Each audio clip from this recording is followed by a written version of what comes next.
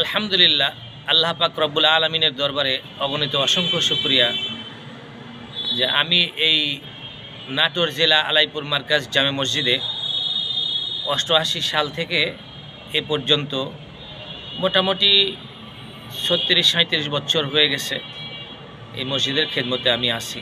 আল্লাহ পাক আমাকে রেখেছেন। এটা আমার যোগ্যতা নয়, আমি মনে করি আল্লাহ তাআলার মেহেরবানি আমার প্রতি।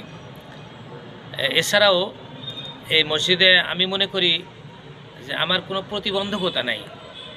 সকলেই যেন কেমন মায়া করে, মহব্বত করে, ভালোবাসে। ঠিক তদ্রূপভাবে আমিও কোনো ছোট বড় তারতম্য করি না, সকলকে খুব মহব্বতের নজরে আমি দেখি, সবার জন্য দোয়া করি। পাশাপাশি নাটোর জেলা কেন্দ্রীয় ঈদগাহের খতিবও আল্লাহ তাআলা আমাকে বানিয়েছেন।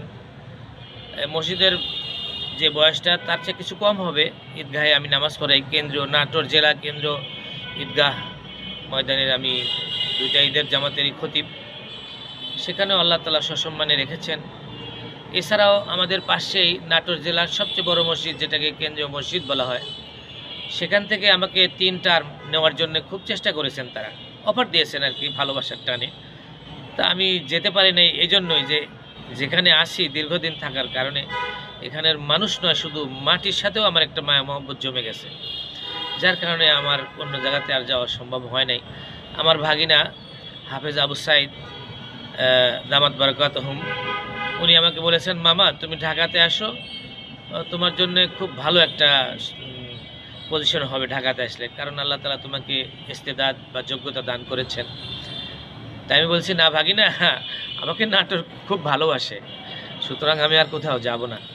এভাবে আর কি আমার জীবনটা চলছে। শেষ পর্যন্ত যেন ভালোবাসার মাধ্যমেই আল্লাহ তাআলা আমাকে শেষ পর্যন্ত এখানে সুন্দরভাবে থাকার তৌফিক দান করেন। আর যদি বিদায় নিতে হয় কোনো সময়, যেন ভালোবাসা নিয়েই, ভালোবাসা দিয়েই, শুধু মানুষের নয়, আল্লাহর ভালোবাসা নিয়ে এবং আল্লাহর ভালোবাসা দিয়েই আমি যেন এইখান থেকে প্রস্থান গ্রহণ করতে পারি একটা সময়, যখন আল্লাহ কবুল করবেন তখন। আর সকলের কাছে সেই দোয়াই আমি প্রত্যাশা করি।